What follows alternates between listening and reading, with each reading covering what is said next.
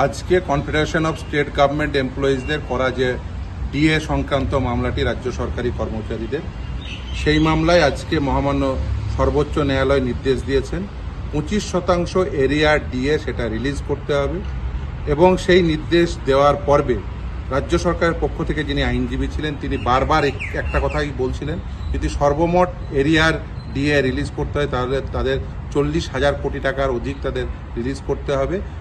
প্রথমে আদালত বলছিল 50%, তারা বলেন তাহলে 20,000 কোটি টাকা দিতে গেলে তাদের কোমর ভেঙে যাবে। কোমর ভেঙে যাওয়ার কথা তারা বারবার বলছিলেন এবং সর্বশেষ নির্দেশ যেটা দিয়েছেন আদালত সেটি নির্দেশ হিসেবেই দিয়েছে, সেটা অর্ডারে ডিক্টেট করেছেন, সেটা হচ্ছে 25% এরিয়ার ডিএ সেটি রিলিজ করতে হবে। এই ডিএ যে অল ইন্ডিয়া কনজিউমার প্রাইস ইন্ডেক্সের সঙ্গে সাযুজ্য রেখে দিতে হবে এটা রোপারোজ 2009-এই বলা আছে এবং সেই নির্দেশ মোতাবেক সেই রুল অনুযায়ী confederation of state government employee তারা যেহেতু পাচ্ছিলেন না তাই তারা মামলা করেন। স্যাটে এবং হাইকোর্ট মিলে 6বার মামলায় জিতেছেন। তারপরেও রাজ্য সরকার এসএলপি প্রেফার করেছিলেন, সেই এসএলপিতে আজকে অন্তর্বর্তীকালীন নির্দেশ হয়েছে 25% এরিয়ার ডিএ সেটা রিলিজ করতে হবে এবং মামলাটি পরবর্তী শুনানির জন্য আগামী আগস্ট মাসে পরবর্তী শুনানি হবে আদালত।